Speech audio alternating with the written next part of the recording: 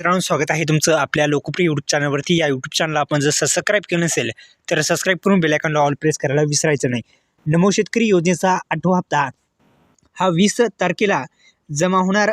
20 तारखेपर्यंत हा जो हप्ता आहे जमा होऊ शकतो। एक अंदाजे आपण सांगू शकतो की एक महत्त्वाची माहिती आपल्या हाती लागली। या संदर्भात संपूर्ण माहिती आपण जाणून घेण्याचा प्रयत्न करणार आहोत।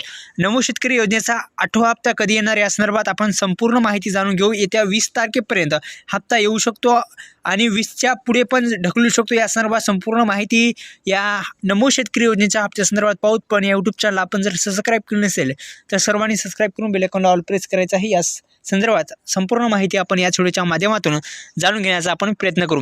सध्याची प्रशासकीय हालचाल पाहिली तर अधिवेशनाची वेळ पाहता 10 ते 12 डिसेंबर दरम्यान अधिवेशन झालेलं आहे आणि या अधिवेशनामध्ये पुरवणी मागणी सादर जी करायची होती ती राज्य सरकारच्या माध्यमातून अद्यापही करण्यात आली नाही।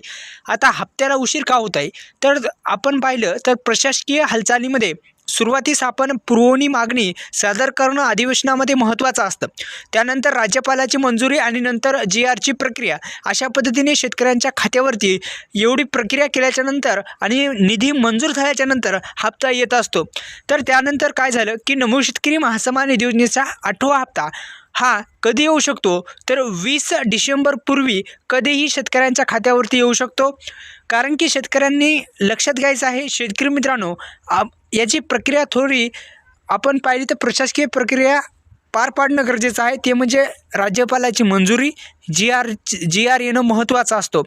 म्हणजे हे पैसे जे आहेत असं तरी म्हणतायत की अद्यापही अधिकृत जो GR आहे तो आलेला नाही, पण 20 तारखेपर्यंत हा जो हप्ता आहे ते शेतकऱ्यांच्या खात्यावरती यायलाच पाहिजे। कारण की अत्यंत गरज ही शेतकरी बांधवांना आहे। धन्यवाद। जय शिवराय।